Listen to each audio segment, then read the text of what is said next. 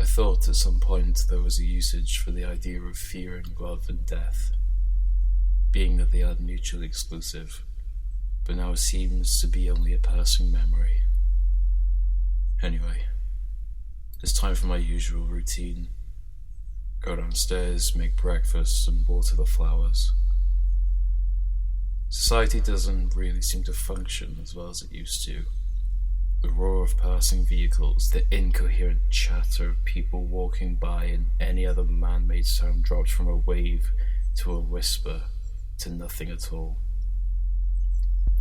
After my wash, I decided to go and see my mother downstairs.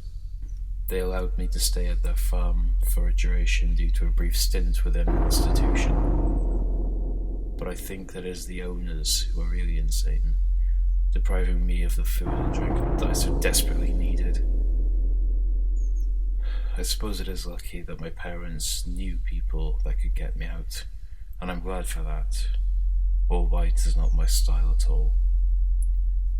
What's for breakfast, Mom? Also, can I have a coffee, the special one that you make? I say as I clumsily walk down the stairs, still half asleep. There was no response, which wasn't unlike her. I stepped into the living room to find her sitting on the sofa. A vacant stare adorned her face, eyes that are grey and plastic. Her skin was sallow and sagging. She must not have been well. I clear my throat and tap on the door frame, but her head doesn't move. Seriously? Look, I'm sorry about what I said last night, but the way things have been recently, I just lose my temper quickly. Still nothing, sighing and turning away while trying to see if she moves within my periphery. I reside to the kitchen and go and make myself a cappuccino. I see my father sitting at the table, having the same faceless expression as my mother. Oh, for fuck's sake, you too. I snap as I stick the kettle on and fill my mug from the coffee pot. Seriously, you guys are the ones who made me, and now you treat me as though I never even existed. Can I at least get a look in my direction? I walk behind him and prod him on the shoulder, and he slumps forward, his head smacking onto the table with a loud crack. I've had enough. I finish my coffee and power walk up to my room, but there was something that I forgot. That special ingredient. Remembering this, I run to my bathroom, grab the teaspoon that I left at the side of the bath, and hold the cup over the bath so I don't ruin the floor. I think I drained enough blood to last me for a week or two. The iron, salted texture really brings out the sweetness. I think this time I'll add 2 spoonfuls. I take a sip. Luckily, my mother and father have just the right type to tantalize my taste buds. I'm glad we live so remotely. I wouldn't want their smell to offend any neighbors.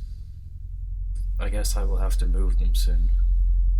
They aren't as heavy with their organs removed, but I suppose I will just have to wait until they decide to talk to me again.